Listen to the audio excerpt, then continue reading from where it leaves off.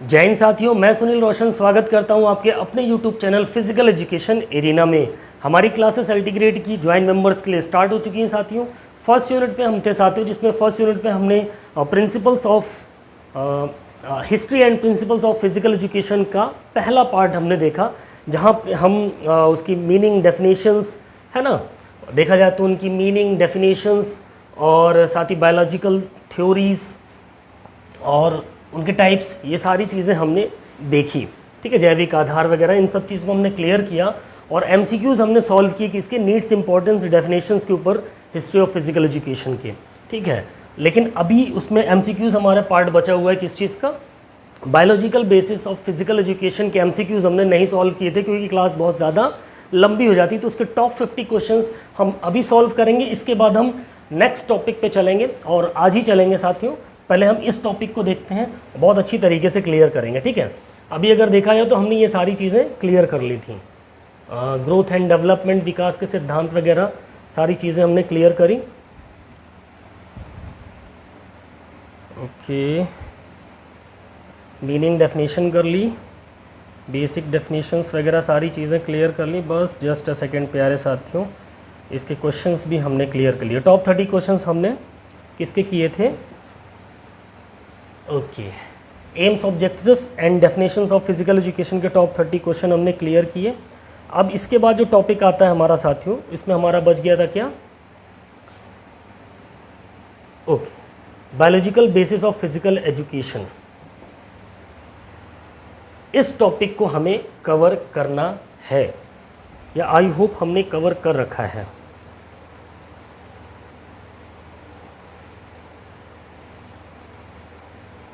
ठीक है, हाँ, इसको भी हमने कवर कर लिया था। ठीक है, चलिए, हमने देखा जाए तो ग्रोथ एंड डेवलपमेंट, वृद्धि और विकास, ये सारी चीज़ें हमने क्लियर कर ली थी। यानी biological basis of physical education का थ्योरेटिकल पार्ट कंप्लीट था, उसके एमसीक्यूज सॉल्व करने थे। तो एमसीक्यूज के ऊपर आते हैं प्यारे साथियों। ठीक है, इनके एमसीक्यूज को हम सॉल्व करेंगे। यहाँ तक हमारी क्लास हो चुकी थी। अब इस क्लास के आगे का सेटअप हम स्टार्ट करते हैं। बस थोड़ा सा टाइम आपसे और लेंगे, दैट्स इट। चलिए, पहले क्वेश्चन की तरफ चलते हैं साथियों। फर्स्ट क्वेश्चन पढ़ेंगे बहुत ध्यान से, काफ़ी अच्छे क्वेश्चंस होने वाले हैं इसमें। और सबसे इम्पोर्टेंट चीज़ है साथियों कि ये क्वेश्चंस बहुत ही ज़्यादा इम्पोर्टेंट और मायने रखते हैं, क्योंकि इस पार्ट से ना आपसे क्वेश्चन अक्सर पूछे जाते हैं। ठीक है, तो इस चीज़ को आपको ध्यान में रखना है। ओके, पहला क्वेश्चन, फर्स्ट क्वेश्चन आपसे क्या कह रहा है साथियों? फर्स्ट क्वेश्चन आपसे कह रहा है, असर्शन बेस्ड क्वेश्चन होंगे। ठीक है, असर्शन और रीजन बेस्ड। तो असर्शन कह रहा है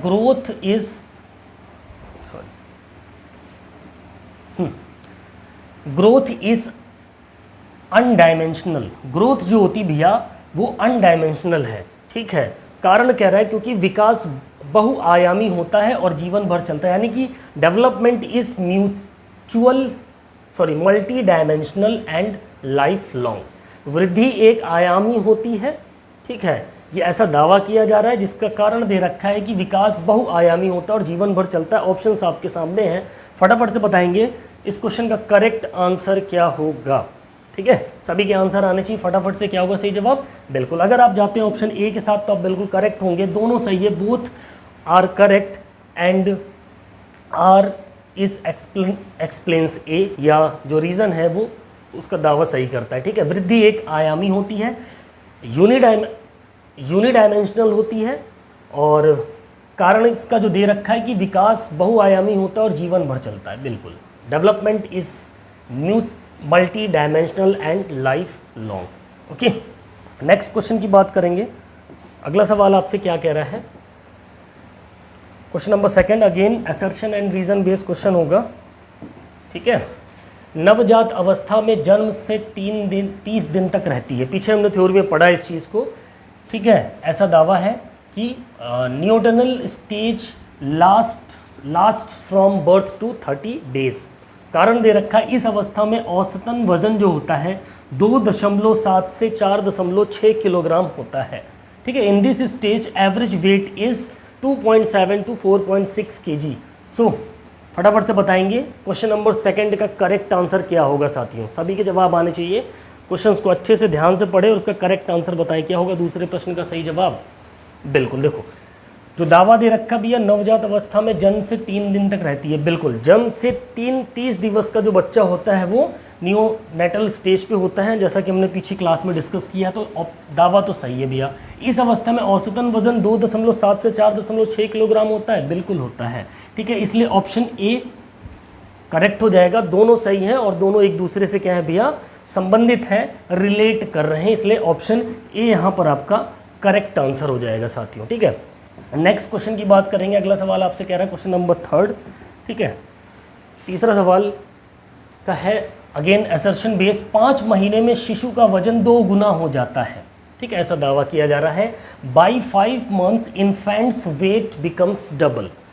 एक और रीजन दे रहा है 1 वर्ष में शिशु का वजन 4 गुना हो जाता है। By 1 year infants weight becomes 4 times. चलो फटाफट से बताओ क्वेश्चन का करेक्ट आंसर क्या होगा।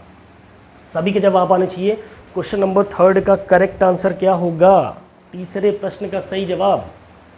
बिल्कुल, इसका भी जो करेक्ट आंसर होगा भैया ऑप्शन ए ही होगा, ठीक है। दोनों ही सही हैं और दोनों एक दूसरे से क्या है, संबंधित है। 5 महीने में शिशु का वजन 2 गुना हो जाता है, ठीक है। और 1 वर्ष में शिशु का वजन लगभग कितना हो जाता है भैया, 4 गुना हो जाता है। जब 5 महीने में जब 2 गुना हो जाएगा तो 1 साल में लगभग 4 गुना वजन उसका हो ही जाता है, ठीक है। ऑप्शन ए यहाँ पर आपका करेक्ट आंसर हो जाएगा। नेक्स्ट क्वेश्चन की बात करेंगे। अगला सवाल है आपके सामने क्वेश्चन नंबर 4।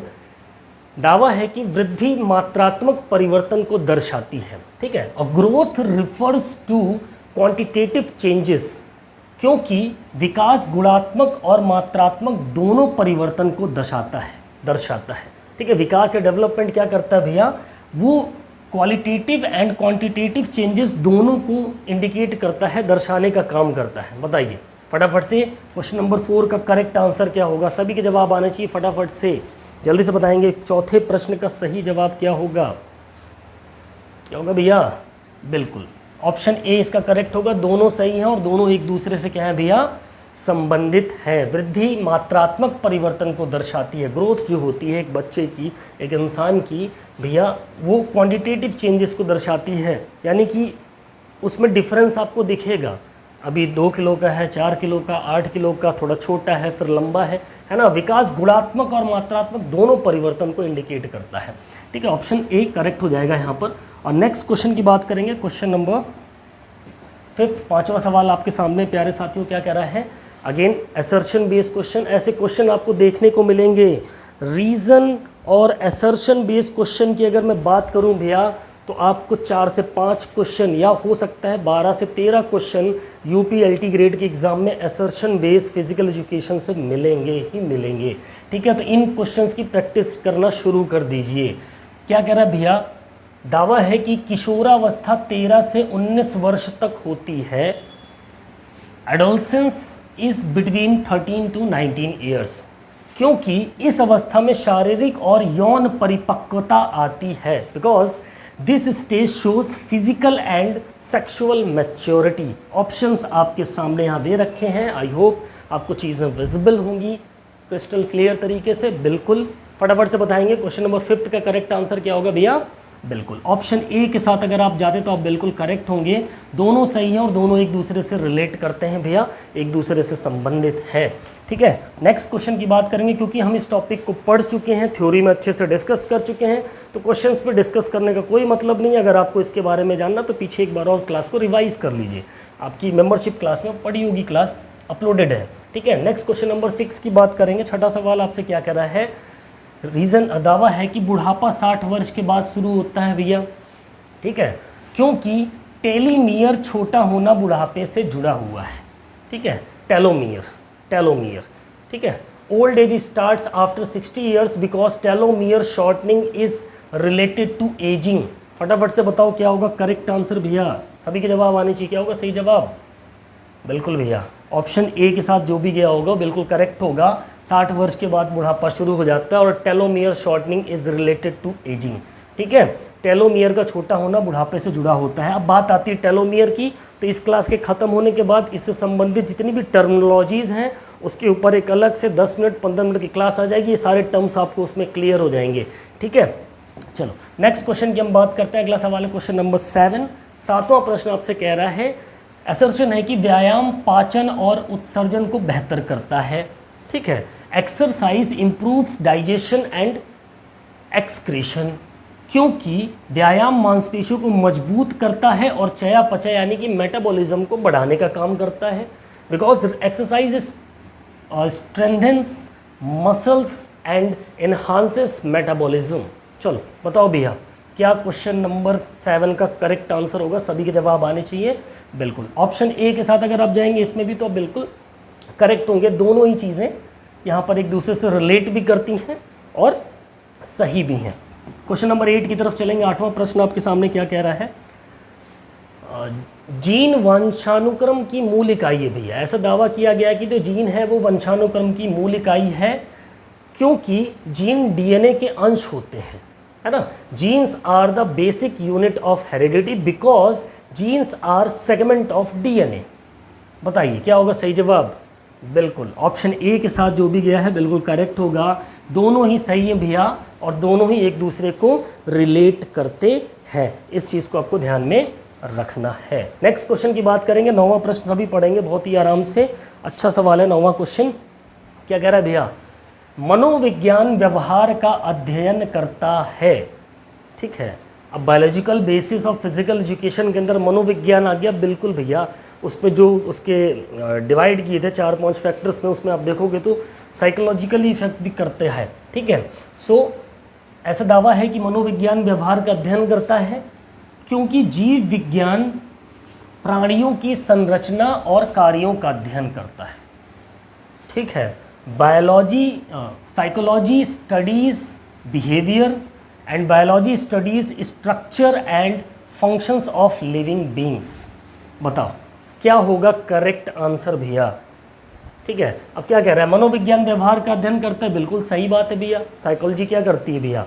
आपकी बिहेवियर को स्टडी करने का काम करती है। बायोलॉजी क्या स्टडी करती है? स्ट्रक्चर और फंक्शन, एक जीवित व्यक्ति या प्राणी के स्ट्रक्चर फंक्शन के ऊपर स्टडी करती है। यानी दोनों ही कथन सही हैं, बट ये एक दूसरे से रिलेट नहीं हो रहे, इसलिए क्या हो जाएगा? ऑप्शन बी यहाँ पर आपका करेक्ट आंसर हो जाएगा। Both are correct but these are different field. ये दोनों ही अलग अलग क्षेत्र से हैं, ठीक है। नेक्स्ट क्वेश्चन की हम बात करेंगे। अगला सवाल है क्वेश्चन नंबर 10। 10वां प्रश्न आपसे कह रहा है भैया, वृद्धि सीमित होती है, विकास जीवन भर चलता है। ऐसा दावा है क्योंकि वृद्धि परिपक्वता के बाद रुक जाती है। एक टाइम ऐसा आता है कि जब बॉडी या इंसान का शरीर परिपक्व होता है तो रुक जाती है, लेकिन उसका विकास, उसका डेवलपमेंट निरंतर चलता रहता है, ठीक है। Growth is limited, development is life long and growth because growth stops after maturity but development to be continues. So बताइए फटाफट से क्वेश्चन नंबर 10 का करेक्ट आंसर क्या होगा? सभी के जवाब आने चाहिए। क्या होगा सही जवाब? बिल्कुल ऑप्शन ए के साथ अगर आप जाते हैं तो आप बिल्कुल करेक्ट होंगे। दोनों ही टर्म्स इसके सही हैं और आर जो है, जो रीज़न है ए का, वो भी रिलेट कर रहा है उससे, ठीक है। चलिए नेक्स्ट क्वेश्चन की बात करेंगे। क्वेश्चन नंबर 11 पे आ जाते हैं भैया। अच्छा क्वेश्चन है, फटाफट से बताएंगे। असर्शन बेस्ड 10 क्वेश्चन रखे थे मैंने इसमें, ताकि आपकी अच्छे से प्रैक्टिस हो जाए, ठीक है। अच्छे से आपकी क्या हो जाए? प्रैक्टिस हो जाए। क्या कह रहा है 11वां प्रश्न? जीवन की अवस्थाओं को उनकी आयु से मिलाना है भैया। Match of the following question है, ठीक है। ये आपका पार्ट है, एक पार्ट आपका ये है। इन दोनों को आपस में मैच करना है। आपके कोड्स इधर दे रखे हैं। चलो फटाफट से बताओ। नवजात अवस्था, शैशवावस्था, इन्फेंसी, एडोलसेंस, ओल्ड एज, अब ये कितने कितने साल के बीच में होती है ये आपको बताना है। तो नियोनेटल स्टेज कितनी होती है भी पीछे डिस्कस किया भैया, जन्म से 30 वर्ष तक। यानी अगर हम ए की बात करें तो ए का जो करेक्ट मैच हो जाएगा भैया वो 1 वाला हो जाएगा, है ना। फिर शैशवावस्था की हम बात करें भैया, यानी इन्फेंसी पीरियड, तो 1 महीने से 2 साल के बीच होती है, तो यानी बी का सेकंड वाला हो जाएगा, ठीक है। फिर किशोरावस्था एडोलसेंस की बात करें भैया तो ये आपका क्या हो जाएगा, ये 13 से 19 वर्ष के बीच होती है, तो इसका ये हो जाएगा बचा। ओल्ड अवस्था भैया 60 साल, यानी सब सीक्वेंस से ही था, बस सामने सामने ही मैचिंग है इसकी। तो फटाफट से इसका जो करेक्ट आंसर होगा दैट इज ऑप्शन ए के साथ अगर आप गए हो तो आप बिल्कुल करेक्ट हो जाओगे। ठीक है, ऐसे क्वेश्चन आपको देखने को मिलेंगे इसमें। ठीक है, आई होप कल वाली क्लास आपको बेटर लगी होगी और कमेंट करके ज़रूर बताइए। ज़्यादा लोग नहीं, देखिए ज़्यादा लोग मेंबरशिप में नहीं हैं, बट अभी धीरे धीरे कनेक्ट होंगे और आप ही के लिए अच्छा है ज़्यादा लोग नहीं हैं, क्योंकि सबके पास ये कंटेंट नहीं पहुंच रहा है। जितने लोग मेंबर्स हैं उन्हीं के पास ये कंटेंट पहुंच रहा है। तो इस वजह से आप ये जानिए कि कुछ जो फिल्टर चीज़ें मेरी क्लासेस की हैं वो सिर्फ आप तक पहुंच रही हैं जिन्होंने मेंबरशिप ले रखी है। ठीक है, और इसकी पीडीएफ के लिए आपको बता ही रखा है कि अगर आप हमारे प्राइवेट टेलीग्राम चैनल के साथ कनेक्टेड हैं तो इसकी पीडीएफ और भी एक्स्ट्रा नोट्स अभी कल परसों में मेरी तैयार हो रही हैं एलटी ग्रेड में। उस नोट से आप ये मान के चलो कम 34-35 पन्नों की नोट्स है और मेरी गारंटी के साथ कह रहा हूँ उसमें से 30 से 35 क्वेश्चन आपके एकदम बिल्कुल क्लियर होने वाले हैं। तो अगर अभी आप टेलीग्राम चैनल के साथ कनेक्ट नहीं तो ज़रूर कनेक्ट हो जाइएगा। ठीक है, 12वें क्वेश्चन की तरफ चलते हैं। 12वां प्रश्न आपसे क्या कह रहा है, सिद्धांतकारों को उनके सिद्धांतों से मिलाना है भैया। ठीक है, match the theorist with their theories, जिन्होंने सिद्धांत दिए उनके सिद्धांतों से मैच करना है। सिगमंड फ्रायड दे रखा है, पियाजेट दे रखा है, एरिक्सन दे रखा है, कोहलबर्ग दे रखा है ना। अब इनको मैच कराना है, पीछे क्लास में पढ़ा है हमने। चलो फटाफट, संज्ञानात्मक विकास, मनोसामाजिक विकास, नैतिक विकास और मनोयौन विकास। ठीक है, कोड्स आपके इधर दे रखे हैं, फटाफट से बताएंगे। क्वेश्चन नंबर 12 का करेक्ट आंसर क्या होना चाहिए, चलिए देखते हैं।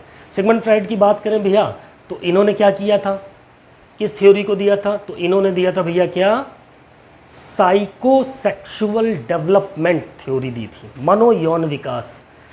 पियाजेट की बात करें या पियाजे की बात करें भैया तो इन्होंने क्या दिया था, इन्होंने दिया था, चलो यहीं से ले लेते हैं, इन्होंने फर्स्ट वाला संज्ञानात्मक विकास, कॉग्निटिव डेवलपमेंट की अगर बात की है तो पियाजे के द्वारा दी गई है। एरिक्सन की बात, एरिक्सन की अगर हम बात करें तो इन्होंने दिया था भैया किसका, सेकंड पे साइको सोशल डेवलपमेंट की थ्योरी दी थी। और कोहलबर्ग की अगर हम बात करें तो इन्होंने मॉरल डेवलपमेंट की थ्योरी दी थी। ठीक है, सो फर्स्ट का 4 किस में दे रखा है भैया, ए का 4 सिर्फ एक में दे रखा है। सो ऑप्शन ए यहाँ पर आपका करेक्ट हो जाएगा यहाँ से। ठीक है, ऑप्शन ए के साथ अगर आप गए होंगे तो आप बिल्कुल करेक्ट हो जाएंगे। ठीक है, चलिए नेक्स्ट क्वेश्चन की बात करेंगे। अगला सवाल है क्वेश्चन नंबर 13, ध्यान से समझिए इस क्वेश्चन को। 13वां प्रश्न आपसे क्या कह रहा है भैया 13th क्वेश्चन आपसे कह रहा है जैविक शब्दों को सही परिभाषा से मिलाइए। ठीक है, match the biological terms with their definitions. ये जो बायोलॉजिकल टर्म्स है, जैविक शब्द हैं, इनको इनकी डेफिनेशन के साथ मिलाना है। आसान क्वेश्चन है लेकिन ऐसे क्वेश्चन आपको देखने को मिलेंगे, इतना भी आसान क्वेश्चन नहीं है। ठीक है, बताइए, सेल हो गया, जीन हो गया, डीएनए हो गया, क्रोमोसोम्स हो गया। ठीक है, अब इसका करेक्ट आंसर क्या होना चाहिए। अब सभी को पता है सेल क्या है, cell is the structural and functional unit of smallest, सबसे छोटी जीवित इकाई होती है ना, तो जीवन की इकाई, यूनिट ऑफ लाइफ आपकी क्या हो गई, सेल हो गई। यानी ए का फर्स्ट हो गया, ए का फर्स्ट किस में दे रखा है, एक ही में दे रखा है, तो इसका आंसर यहीं से आप मिला सकते हो। बी का 2 दे रखा है। जीन किसके साथ कनेक्ट होता है भैया, आपकी हेरिडिटी, वंशानुक्रम की एक इकाई है। डीएनए क्या है भैया, carries genetic code, genetic code को कैरी करके चलता है, अनुवांशिक कोड का वहन करता है। और गुणसूत्र क्या है भैया, डीएनए युक्त संरचना जो होती है, स्ट्रक्चर कंटेनिंग डीएनए जो होता है, दैट इज क्रोमोसोम्स। ठीक है, ऑप्शन ए यहाँ पर आपका करेक्ट आंसर हो जाएगा भैया। ठीक है, नेक्स्ट क्वेश्चन की बात करेंगे। चलो 14वां प्रश्न क्या कह रहा है, again match the following question ही है। विकास के प्रकारों को मनोवैज्ञानिकों से मिलाइए। अब डेवलपमेंट के टाइप्स हैं उसको हमें साइकोलॉजिस्ट से मिलाना है। ठीक है, शारीरिक विकास, संज्ञानात्मक विकास, भावनात्मक विकास और नैतिक विकास। पियाजे, कोहलबर्ग, फ्रायड, एरिक्सन। अभी पलट दिया गया चीज़ें, अब बताओ फटाफट से क्या होगा इसका करेक्ट आंसर। 14वें प्रश्न का सही जवाब क्या होगा, सभी के जवाब आने चाहिए फटाफट से। क्वेश्चन नंबर 14 का करेक्ट आंसर भैया शारीरिक विकास यानी फिजिकल डेवलपमेंट किसने बोला, सिगमंड फ्रायड। फिजिकल डेवलपमेंट की बात आएगी तो भैया सिगमंड फ्रायड की तरफ जाओगे। कॉग्निटिव डेवलपमेंट की तरफ चलोगे तो पियाजे की तरफ आओगे। ठीक है, इमोशनल डेवलपमेंट की तरफ चलोगे तो कहाँ आ जाओगे भैया, एरिक्सन की तरफ आ जाओगे। मोरल डेवलपमेंट किसने दिया था, कोहलबर्ग ने दिया था। ठीक है, ऑप्शन ए के साथ अगर आप लोग गए होंगे तो आप बिल्कुल करेक्ट होंगे यहाँ पर। ठीक है, इस चीज़ को ध्यान रखना, ऐसे सवाल आपको 100% देखने को मिलेंगे भैया। ठीक है, क्वेश्चन नंबर 15 की बात करते हैं, सारी चीज़ें पढ़ाई है पीछे की क्लास में। ठीक है, क्वेश्चन नंबर 15वां कह रहा है व्यायाम के प्रभावों को सही अंग से मिलाइए। अब इफेक्ट ऑफ एक्सरसाइज जो होंगी उनको बॉडी सिस्टम के साथ हमें मैच करना, काफ़ी अच्छा क्वेश्चन है। बोन्स, मसल्स, सर्कुलेशन, डाइजेशन दे रखा है, increase strength, improve peristalsis, increase growth and improves blood flow. चलो फटाफट से, हड्डियाँ क्या करती हैं भैया? हड्डियों का काम क्या है? बोन्स, हड्डियाँ हमारी ग्रोथ, ठीक है, हड्डियों का संबंध किससे होगा भैया? हमारी ग्रोथ से, वृद्धि को बढ़ाता है। ठीक है, मांसपेशियों का संबंध किससे होगा भैया? जहाँ पावर की बात आएगी, स्ट्रेंथ की बात आएगी, वहाँ मसल्स की बात आ जाएगी। ठीक है, यानी जब हम एक्सरसाइज करते हैं तो मसल्स में स्ट्रेंथ इंक्रीज होती है, जब हम एक्सरसाइज करते हैं तो बोन्स की ग्रोथ बढ़ती है।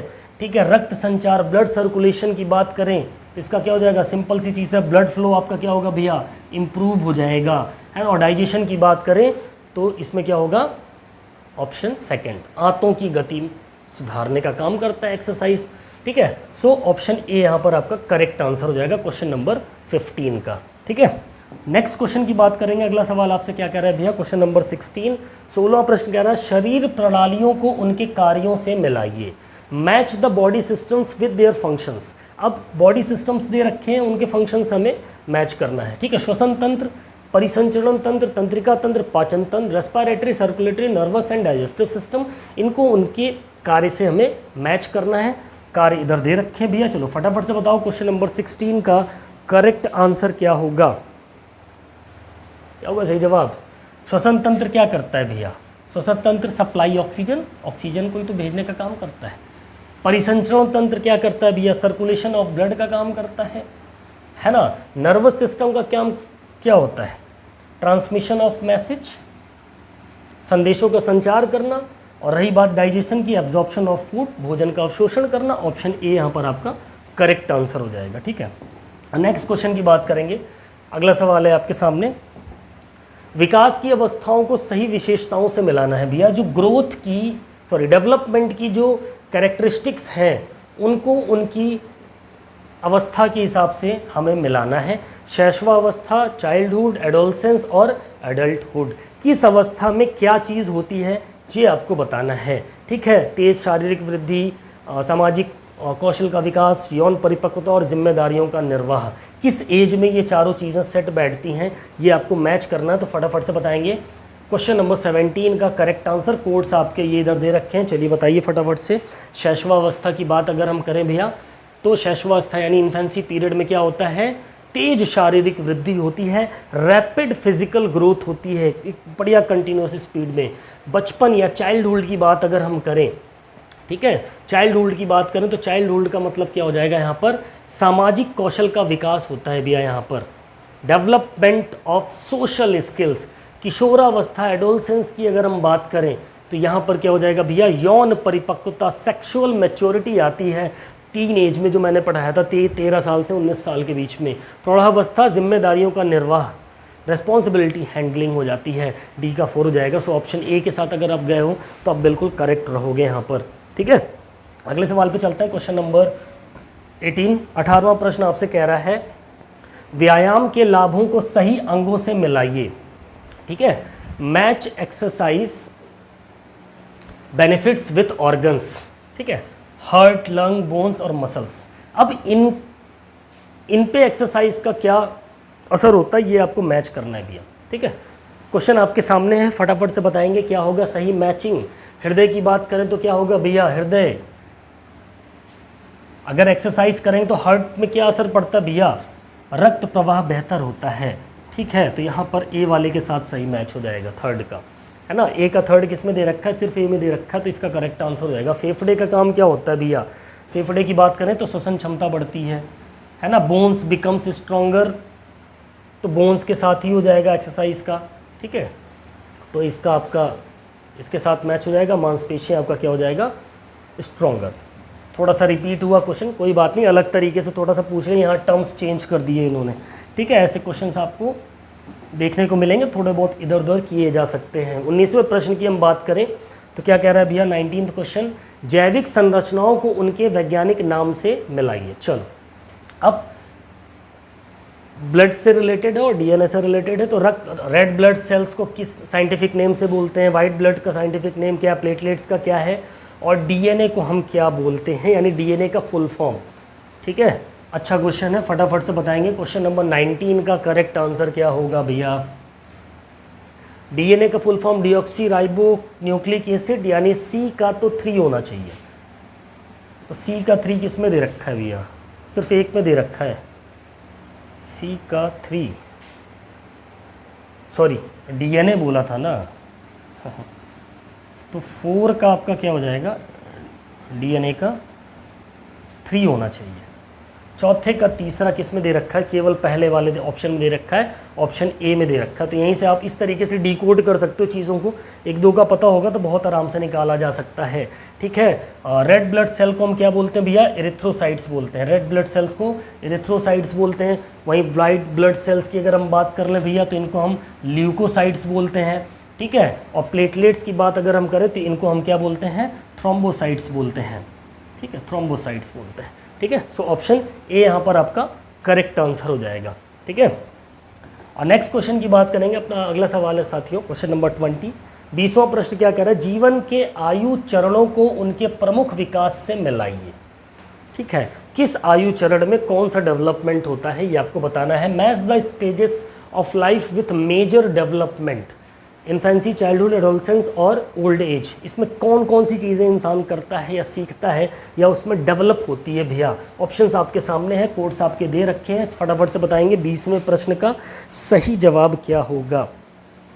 ठीक है, 20वें क्वेश्चन का हाँ, शैशवावस्था में सबसे इंपॉर्टेंट चीज़ क्या होती है भैया?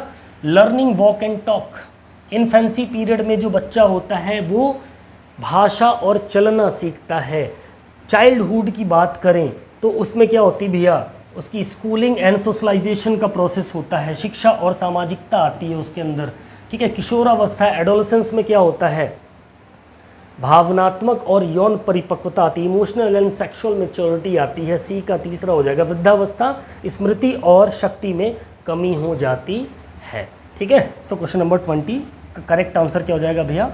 ऑप्शन ए हो जाएगा। ठीक है, चलिए अगले सवाल पे चलते हैं। नेक्स्ट क्वेश्चन क्या कह रहा है? अब इस टाइप के क्वेश्चन देखो, समझना इस क्वेश्चन को। ठीक है, मैं क्या कहना चाह रहा हूँ, जिन्होंने भी पिछली बार EMRS का पेपर दिया होगा ना, उन्होंने case study base questions face किए होंगे। 5-5, 6-6, 7-7, 10-10 क्वेश्चन पूछे गए 2-2 केस स्टडीज़ में। ठीक है, तो केस स्टडीज़ क्वेश्चन को पढ़ के जाइएगा। LT ग्रेड में इस टाइप के क्वेश्चन आने की इस बार संभावना रहेगी। थोड़ा सा पेपर पैटर्न में आपको परिवर्तन दिखाई देगा, मेरा ये अनुमान है। ठीक है, क्योंकि मैं बैठ के पेपर नहीं बना रहा हूँ, बट मुझे ऐसा फील हो रहा है क्योंकि 2 टीयर में एग्ज़ाम हो रहा है आपका प्री और मेंस में, तो चेंजेस तो आपको पेपर पैटर्न में मिलेगा भैया। सिलेबस नहीं चेंज हुआ बट पेपर पैटर्न में आपको चेंजेस दिखने को मिलेंगे। केस स्टडी बेस क्वेश्चन है। क्वेश्चन नंबर 21 और 22 हम एक केस स्टडी के बीच में साथ में लेके चलेंगे। ठीक है, चलिए क्या है केस स्टडी? राहुल 14 वर्ष का है, वह प्रतिदिन खेल कूद करता है और उसकी ऊंचाई तेजी से बढ़ रही है। डॉक्टर ने बताया है कि वह किशोरावस्था में है, जहां शारीरिक, मानसिक और यौन परिवर्तन तेजी से होता है भैया। ठीक है, Rahul is 14 years old, help plays sports daily and his height is increasing rapidly. The doctor said he is in adolescence where physical, mental and sexual changes occur rapidly। ठीक है, अच्छे से पढ़ लीजिए, इसको समझ लीजिए, तब हम इसके आने वाले 2 क्वेश्चंस को सॉल्व करेंगे साथियों। ठीक है, अच्छे से इसको एक बार रीड कर लेंगे आप सभी क्वेश्चन नंबर 21 को। ठीक है, आई होप आपने रीड कर लिया होगा। ठीक है, अब चलते हैं हम इसके क्वेश्चंस की तरफ। क्या कह रहा है सवाल? राहुल किस विकास चरण में है? ठीक है, in which stage of development is Rahul. देखो, इस ऐसे टाइप के क्वेश्चन में ना क्वेश्चंस इजी आते हैं, बट आपका टाइम ज़्यादा लग रहा है क्योंकि आपको पैराग्राफ भी पढ़ना है, फिर आंसर भी करना है, तो इसलिए ऐसे क्वेश्चन डाले जाते हैं कि रहेंगे तो इजी, बट आपका प्रेजेंस ऑफ माइंड कितना वहाँ पर काम करता है ये इंपॉर्टेंट होता है। तो राहुल किस विकास चरण में है, which stage of development is Rahul? भैया इन्फेंसी पीरियड में है, शैशवावस्था में है, चाइल्डहुड बचपन में है, किशोरावस्था एडोलसेंस में है, या फिर अडल्टहुड प्रौढ़ावस्था में? बताओ भैया। क्वेश्चन नंबर 21 का करेक्ट आंसर क्या हो जाएगा? क्या हो जाएगा? ऑप्शन सी किशोरावस्था भैया। क्या? किशोरावस्था। ठीक है, किशोरावस्था के साथ जो गए होगे तो करेक्ट हो गया। आप देखो 14 वर्ष का हो, किशोरावस्था कितने से कितने तक रहती है? 13 से 19 के बीच में। ठीक है, नेक्स्ट क्वेश्चन नंबर 22 क्या कह रहा है भैया? इस अवस्था में कौन सा प्रमुख परिवर्तन देखा जा सकता है? What is the major changes observed in this age, यानी किशोरावस्था में क्या चेंजेस देखे जाते हैं? भाषा का विकास होता है, यौन परिपक्वता आती, स्मृति का ह्रास हो जाता है, या सामाजिक अलगाव हो जाता है? Language development, sexual maturity, decline in memory और सोशल आइसोलेशन? फटाफट से बताएंगे। क्वेश्चन नंबर 22 का करेक्ट आंसर क्या होगा भैया? भाई टीन एज में क्या होता है? यौन परिपक्वता आती है। ऑप्शन बी के साथ अगर आप जाओगे तो आप बिल्कुल करेक्ट हो जाओगे। ठीक है, अनदर केस स्टडी पे अगर हम चलेंगे तो उससे पहले एक सेकेंड, 23 तक था, चलो ठीक, 21 से 23 तक था, 3 क्वेश्चंस थे। ठीक है, क्या कह रहा है? किशोरावस्था की आयु सीमा क्या होती है, इसे भी डिस्कस है। देखो इन क्वेश्चंस को डालने का मतलब है मेरा कि आपको मैंने थ्योरी पढ़ाई पिछली क्लास में, मेरी बात को ध्यान से समझिएगा। क्वेश्चन यहीं से घूम फिर के आपके क्लास, आपके पेपर में आएंगे। यह किशोरावस्था की आयु सीमा क्या है ना, अडल्टहुड की क्या है, प्रौढ़ावस्था की क्या है, उसमें क्या परिवर्तन, क्या changes, biological basis of physical education में से आपको ऐसे ही क्वेश्चन देखने को मिलेंगे। बट क्वेश्चंस बार बार अलग अलग तरीके से मैं आपके सामने इसलिए ला रहा हूँ ताकि एग्जाम के अंदर कैसे भी कान पकड़ के आपसे क्वेश्चन पूछे, आपके पास जवाब खटाक से रहेगा, क्योंकि हम कॉन्सेप्चुअल पढ़ाई करते हुए चल रहे हैं। ठीक है, और रही बात प्रैक्टिस सेट की, तो इसके लिए भी एक इन्फॉर्मेशन आपको दे दूँ कि हमारा प्रैक्टिस सेट जो है वो स्टार्ट हो रहा है, और हो सकता है रात से ही आ जाए, वो नॉर्मली यूट्यूब पे चलेगा एज इट इज़ जैसे चलता है। ठीक है, चलिए तो इस क्वेश्चन की बात करते हैं। तो किशोरावस्था की आयु सीमा क्या है? क्वेश्चन नंबर 23 का भैया फटाफट से बताएंगे। 1 से 12 वर्ष, 13 से 19, 20 से 30, है ना, पीछे पढ़ रखा है। 13 से 19 साल, टीन एज, जिस एज में टीन लगा हो वो आपकी किशोरावस्था की एज हो जाती है, एडोलसेंस की एज हो जाती है भैया। ठीक है, चलिए नेक्स्ट क्वेश्चन की तरफ चलेंगे। क्वेश्चन नंबर 24, दूसरी केस स्टडी, छोटी सी है। क्या कह रहा है? सीमा का जन्म हुआ और जन्म के 5वें महीने में उसका वजन 2 गुना हो गया। सीमा का जन्म हुआ और 5वें महीने में ही उसका वजन क्या हो गया? दुगना हो गया। पहले वर्ष में उसका वजन 4 गुना हो गया। 5 महीने में 2 गुना, पहले वर्ष में 4 गुना, और उसने चलना और बोलना शुरू कर दिया। एक सिंपल सी छोटी केस स्टडी दी है। Seema was born and by the 5th month her weight doubled. By the 1st year her weight become 4 times and she started walking and speaking. ठीक है, एक बार आप लोग और अच्छे से इसको पढ़ लीजिए, रीड कर लीजिए, तब हम चलेंगे इसके क्वेश्चंस की 24 से 26 के 3 क्वेश्चन हम सॉल्व करेंगे। ठीक है, चलिए क्वेश्चन पे चलते हैं। इसके क्या कह रहा है सवाल? पहला क्वेश्चन नंबर 24, सीमा की अवस्था क्या है भैया? इन विच स्टेज इज सीमा? नवजात अवस्था में है, शैशवावस्था इन्फेंसी पीरियड में है, बचपन चाइल्डहुड में, या फिर एडोलसेंस में है? बताओ भैया, नियोनेटल स्टेज में, इन्फेंसी में, चाइल्डहुड में, एडोलसेंस में, किस अवस्था में सीमा है? बताइए। क्वेश्चन नंबर 24 का करेक्ट आंसर क्या होगा? किस अवस्था में है? बिल्कुल ऑप्शन बी, इन्फेंसी पीरियड में, यानी जन्म से लेके कब तक? सॉरी, यूँ तो नियोनेटल स्टेज होती है। इन्फेंसी पीरियड 1 से 2 वर्ष, 1 माह से 2 वर्ष के बीच में जो होती है। ठीक है, तो शैशवावस्था इन्फेंसी पीरियड में, यहाँ देख सकते हैं आप। ठीक है, कितनी एज दे रखी? सीमा का जन्म हुआ और 5वें महीने में उसका वजन और 1 वर्ष। ठीक है, यानी कि 1 साल के आसपास उसको दिखाया गया है ना। सो इन्फेंसी पीरियड में हो जाएगी। ऑप्शन बी शैशवावस्था इसका करेक्ट आंसर हो जाएगा। नेक्स्ट क्वेश्चन क्या कह रहा है? शिशु का वजन 1 वर्ष में कितना हो जाता है भैया? सिंपल सा सवाल है। कितनी बार ये क्वेश्चन रिपीट हो गया आपके सामने, यानी ऐसे क्वेश्चंस अगर आपसे ये सवाल पूछ लिया जाएगा कि एक शिशु का वजन 1 वर्ष में कितना होता है, फटाक से आपके दिमाग से क्या निकलेगा भैया, 4 गुना हो जाता है। ऑप्शन सी के साथ आप फटाक से चले जाएंगे, ठीक है। So by 1 year how much does an infants weight become 4 times, okay, 4 गुना हो जाता है। ऑप्शन बी करेक्ट होगा। और नेक्स्ट क्वेश्चन की बात करेंगे, अगला सवाल क्या कह रहा है, नवजात अवस्था की अवधि क्या होती है भैया, जन्म से 30 दिन तक, जन्म से 6 माह तक, जन्म से 1 वर्ष तक, जन्म से 2 वर्ष तक, बताओ भैया। What is the duration of neonatal stage पूछा है, नियोनेटल स्टेज क्या होगा, करेक्ट आंसर 26 का, बताइए। नियोनेटल स्टेज क्या होगा, बिल्कुल जन्म से 30 दिन तक नियोनेटल स्टेज होती है। अगली अगर हम देखें, अगले क्वेश्चंस की हम बात करें भैया, तीसरी केस स्टडी देखो यहाँ पर क्या कह रहा है, अजय प्रतिदिन व्यायाम करता है, इससे उसका पाचन तंत्र मजबूत हुआ, रक्त प्रवाह बेहतर हुआ और मांसपेशियां सुदृढ़ हुई। Ajay exercises daily, it strengthened his digestive system, improved blood circulation and made his muscles stronger और स्ट्रॉन्ग। एक बार आप लोग भी रीड करेंगे इस केस स्टडी को फटाफट। क्वेश्चन नंबर 27 से फिर 28 तक चलेंगे। हो गया, चलिए क्वेश्चन देख लेते हैं इसके। क्या कह रहा है सवाल, व्यायाम का कौन सा लाभ पाचन से जुड़ा है भैया, which benefit of exercise is related to digestion, स्मृति का बढ़ना, स्मृति शक्ति का बढ़ना, आपकी मेमोरी इंप्रूव होती है, आंतों की गति बेहतर होना, इम्प्रूव्ड पेरिस्टलिसिस, दृष्टि शक्ति का बढ़ना, इम्प्रूव्ड विजन, श्वसन दर कम होना, रिड्यूस रेस्पिरेशन। बहुत आसान सवाल है, फटाफट से बताएंगे। 27% का सही जवाब क्या होगा, डाइजेशन से संबंधित है, तो सीधी सी बात है हमारी इंटेस्टाइन को रिलेट करेगा। ऑप्शन बी यहाँ पर आपका करेक्ट आंसर हो जाएगा, ठीक है। नेक्स्ट क्वेश्चन पे चलेंगे, अगला सवाल है क्वेश्चन नंबर 28, व्यायाम का कौन सा लाभ मांसपेशियों से जुड़ा है, वहाँ डाइजेस्टिव सिस्टम था, अभी मांसपेशी से पूछ लिया।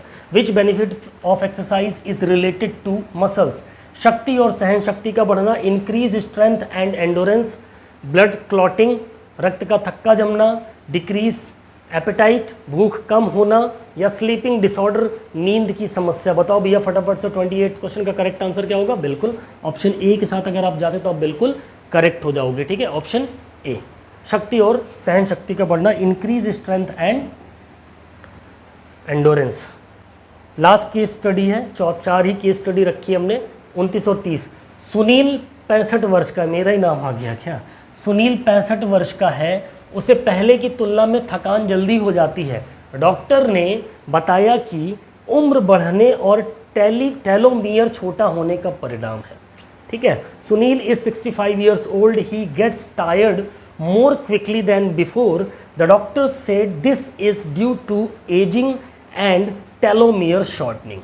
ओके, फटाफट से रीड करेंगे इस क्वेश्चन को, 29 को। चलिए आते हैं सवाल पे, क्या कह रहा है सवाल, बताओ भैया।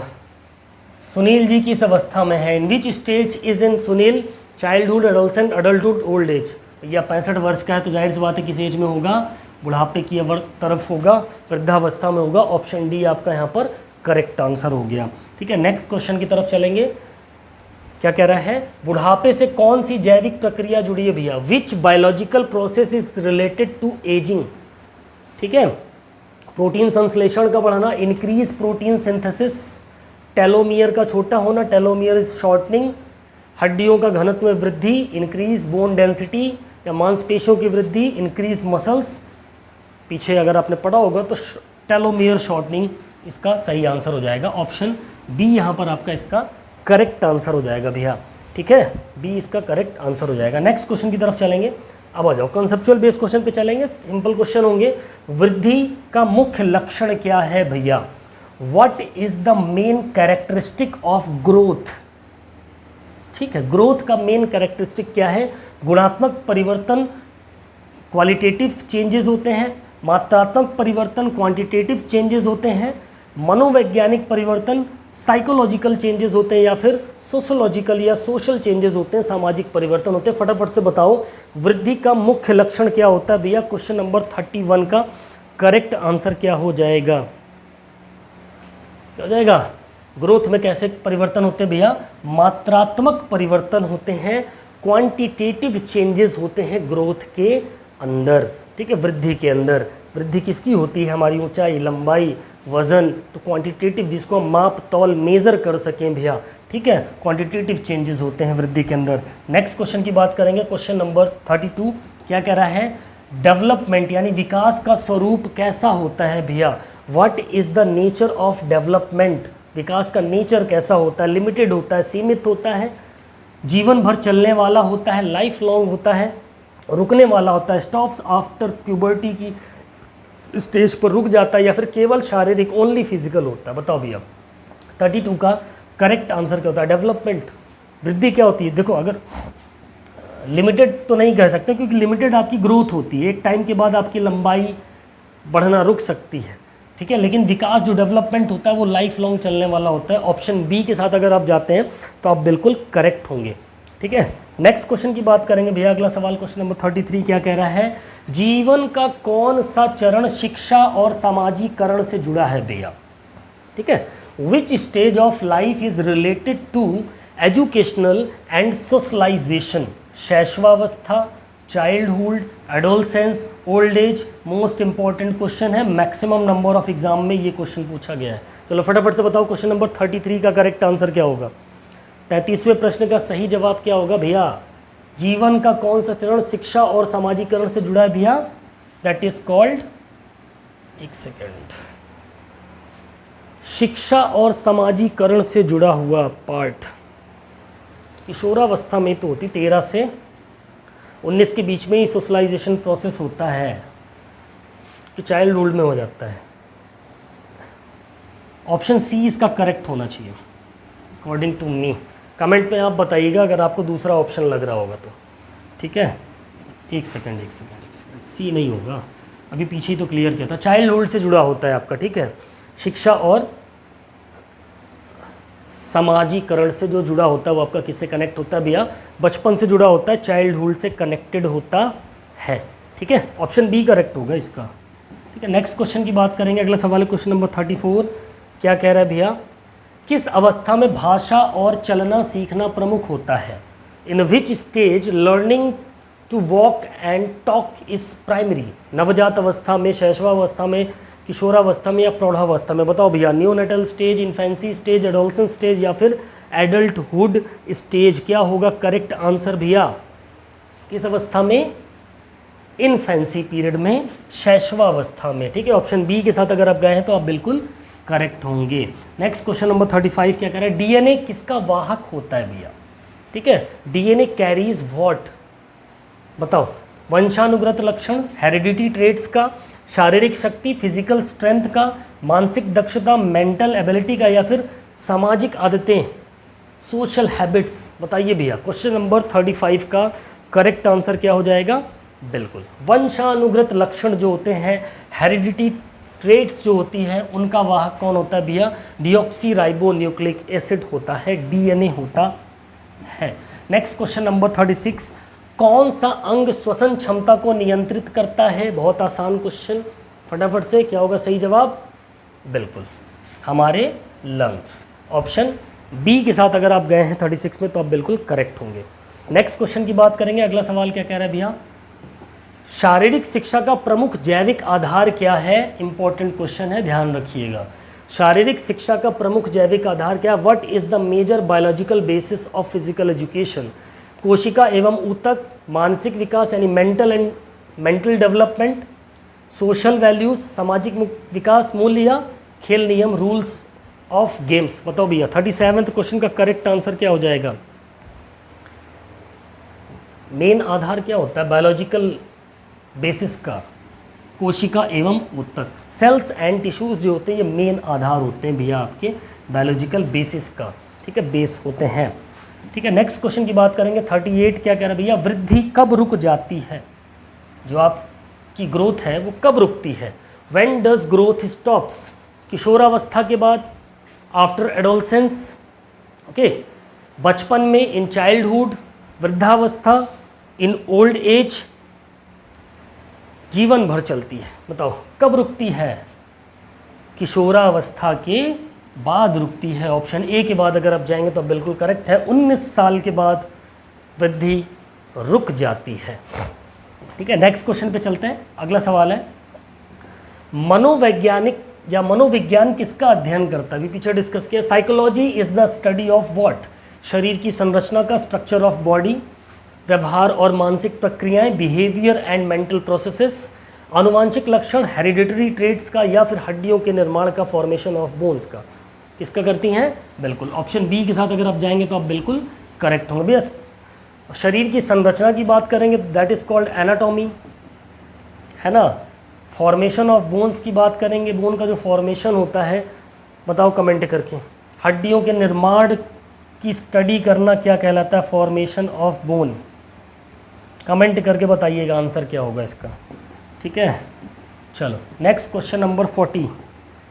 जैविक विज्ञान किसका अध्ययन करता है? Biological science studies what? खेल और नियम का, समाज और संस्कृति का, जीवित प्राणियों की संरचना एवं कार्य का, या फिर मानसिक प्रक्रियाओं का। बताओ। Games and structure, society and culture, structure and function of living organisms और मेंटल प्रोसेसेस। क्वेश्चन नंबर 40 का करेक्ट आंसर क्या होगा भैया? फटाफट से बताएंगे। क्या करता है? जीवित प्राणियों की संरचना एवं उसके कार्यों का अध्ययन करता है। ठीक है, structure and function of living organisms. Option C यहाँ पर इसका करेक्ट आंसर हो जाएगा। नेक्स्ट क्वेश्चन नंबर 41 की तरफ अगर हम चले तो 41वां प्रश्न क्या कह रहा है भैया? कौन सा व्यायाम हड्डियों को मजबूत करता है? Which type of exercise strengthens bones?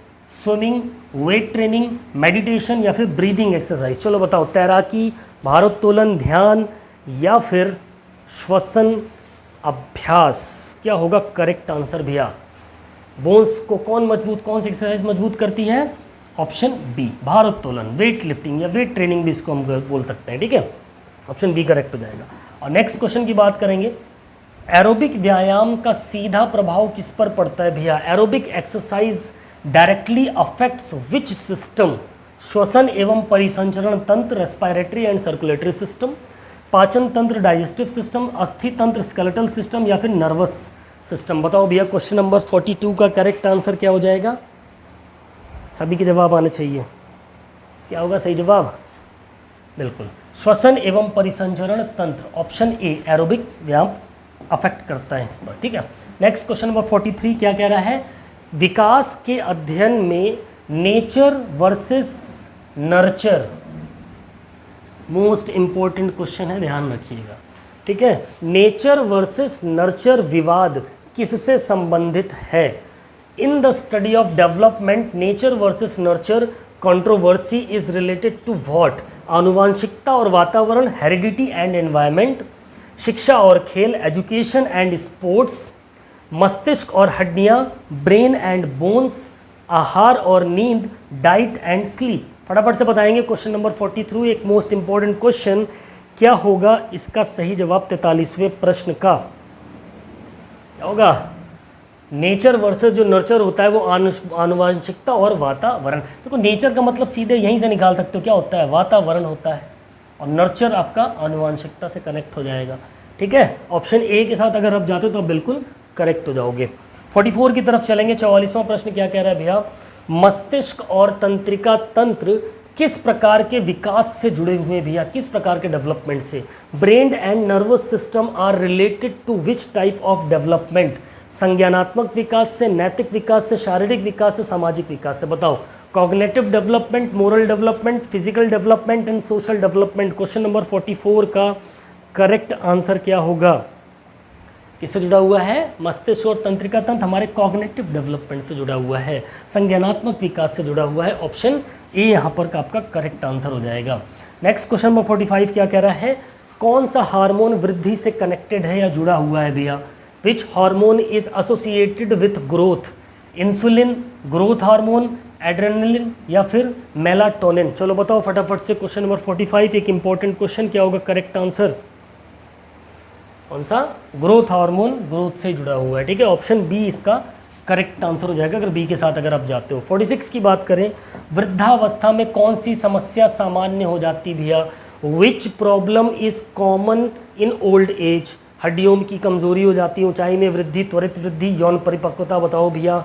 Weakening of bones, increasing in weight, rapid growth, sexual maturity, क्या होगा करेक्ट आंसर? बिल्कुल ऑप्शन ए के साथ अगर आप जाएंगे तो आप बिल्कुल करेक्ट होंगे, हड्डियों की कमजोरी हो जाती है। ठीक है, चलो नेक्स्ट क्वेश्चन की बात करेंगे। अगला सवाल कह रहा है शारीरिक शिक्षा में बायोलॉजिकल बेसिस का महत्व क्यों है? Why is biological basis important in physical education? शारीरिक विकास और कार्य को समझने के लिए ज़रूरी है, खेल तकनीक सीखने के लिए ज़रूरी है, मानसिक स्वास्थ्य को बढ़ाने के लिए ज़रूरी, या फिर प्रतियोगिता जीतने में ज़रूरी? बताओ भैया किस चीज़ के लिए ज़रूरी है? बिल्कुल to understand growth and functioning of our body. Option A इसका करेक्ट आंसर हो जाएगा भैया। शरीर के विकास और कार्य को समझने के लिए फिजिकल एजुकेशन में बायोलॉजिकल बेसिक ज़रूरी है, जैविक आधार ज़रूरी है। अगला सवाल, बाल्यावस्था यानी चाइल्डहुड की प्रमुख विशेषता क्या है भैया? What is the main characteristics of childhood? भाषा और शिक्षा का विकास, development of language and education, यौन परिपक्वता, सेक्सुअल मैच्योरिटी, स्मृति का ह्रास, मेमोरी डिक्लाइन या लॉस होना, सहन शक्ति में कमी, डिक्लाइन, एंडोरेंस? बताओ भैया बाल्यावस्था में क्या होता है? क्वेश्चन नंबर 48 का करेक्ट आंसर क्या होगा? भाषा और शिक्षा का विकास होता है बाल्यावस्था। ठीक है, ऑप्शन ए के साथ अगर आप जाएंगे करेक्ट हो जाएंगे। नेक्स्ट क्वेश्चन नंबर 49 क्या कह रहा है? व्यायाम का तंत्रिका तंत्र पर क्या प्रभाव पड़ता है भैया? What is the effect of exercise on the nervous system? प्रतिक्रिया का समय कम करता है, रिड्यूस रिएक्शन टाइम, स्मृति कमजोर करता है, वीकनिंग मेमोरी, तंत्रिका क्षति करता है, डैमेज नर्व्स, ध्यान शक्ति घटाता है, रिड्यूस कंसंट्रेशन? बताओ व्यायाम का तंत्रिका तंत्र पर क्या प्रभाव पड़ता है? आपका रिएक्शन टाइम क्या करता है? डिक्रीज करता है भैया, रिड्यूस करता है, डिक्रीज करता है, कम करता है। जितना कम आपका रिएक्शन टाइम होगा यानी आपका न्यूरोमस्कुलर कोऑर्डिनेशन उतना बेहतरीन हो चुका है। ठीक है, नेक्स्ट क्वेश्चन की बात करें 49 के बाद 50, नियमित व्यायाम का सबसे महत्वपूर्ण लाभ क्या है, फायदा क्या है भैया? What is the most important benefit of regular exercise? शारीरिक और मानसिक स्वास्थ्य बनाए रखना, केवल खेल में सफलता, केवल मांसपेशियों को बढ़ना, केवल सामाजिक मान्यता? बताओ भैया क्वेश्चन नंबर 50 का करेक्ट आंसर क्या होगा? नियमित व्यायाम का महत्वपूर्ण लक्षण क्या है? बिल्कुल ऑप्शन ए के साथ अगर आप गए तो बिल्कुल करेक्ट होंगे, शारीरिक और मानसिक स्वास्थ्य को मेंटेन रखना भैया, बनाए रखना, maintaining physical and mental health. ठीक है, तो ये थे हमारे biological basis of physical education के टॉप 50 क्वेश्चन। इससे ज़्यादा biological basis of physical education में आपसे कुछ भी नहीं पूछेगा और इस टॉपिक से 1 से 2 क्वेश्चन आपको देखने को मिलेंगे। एक क्वेश्चन तो 110% आएगा ही आएगा और इससे बाहर नहीं आएगा, ये ध्यान में रखिएगा। ठीक है, इस हमने अभी आज तो इसको टॉप 50 क्वेश्चंस कंप्लीट कर लिए है ना। इसके बाद हमारी जो नेक्स्ट क्लास होने वाली प्यारे साथियों, नेक्स्ट क्लास की अगर हम बात करें, आ जाओ चलो नेक्स्ट स्लाइड में मिलेगी। ठीक है, जिसमें हम बायोलॉजिकल बेसिस के बाद अब हम आएंगे हिस्ट्री में आएंगे। हिस्ट्री में अगर हम बात करें, यहीं से देख लो, आपको दिखाता हूँ नेक्स्ट टॉपिक क्या होने वाला है हमारा।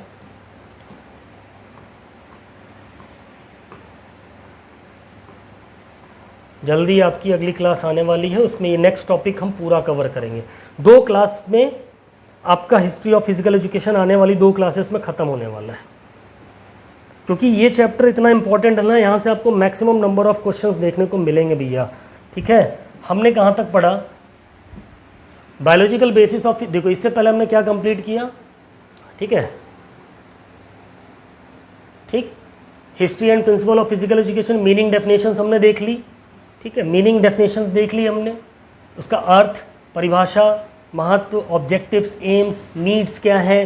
ठीक है, फिर biological basis of physical education unit first के ये 3 इंपॉर्टेंट पॉइंट हमने क्लियर किए और हर पॉइंट से, इन 3 पॉइंट से आपको कम से कम 2 क्वेश्चन से 3 क्वेश्चन देखने को मिलेंगे भैया। ध्यान रखिएगा, जितना मैंने पढ़ाया वहीं से आपको देखने को मिलेंगे। फिर नेक्स्ट पॉइंट आपकी बात आई ग्रोथ एंड डेवलपमेंट, ये सारी चीज़ें हमने देखी, थ्योरीज देखी। अब बात करेंगे कि history of physical education India और वर्ल्ड। हमारी जो अगली क्लास होगी भारत और विश्व में शारीरिक शिक्षा के बारे में हम इन सब चीज़ों पर डिस्कस करेंगे। यहाँ से काफ़ी क्वेश्चन आपको देखने को मिलेंगे भैया। ठीक है, अच्छे क्वेश्चन मिलेंगे। ओके, फिर सेकंड 2 वीडियो में ही कंप्लीट कर देना है। हो सकता है 3 लग जाए भैया, क्योंकि ओलंपिक भी अच्छे से पढ़ना है, कॉमनवेल्थ, तो 3 क्लास और आएंगी, उन 3 क्लास में हम इनको फिनिश कर देंगे। ठीक है, आई होप आज की हमारी ये क्लास आपको बेहतर लगी होगी। अगर हमारी क्लास आपको अच्छी लगी हो तो प्लीज़ ज़्यादा से ज़्यादा इस वीडियो को शेयर करें और ज़्यादा से ज़्यादा हमारे चैनल को प्रमोट करने की कोशिश करें। ठीक है, सो मिलते हैं अपनी नेक्स्ट क्लास में, तब तक के लिए बाय बाय, टेक केयर, जय हिंद, वंदे मातरम, फिजिकल एजुकेशन जिंदाबाद।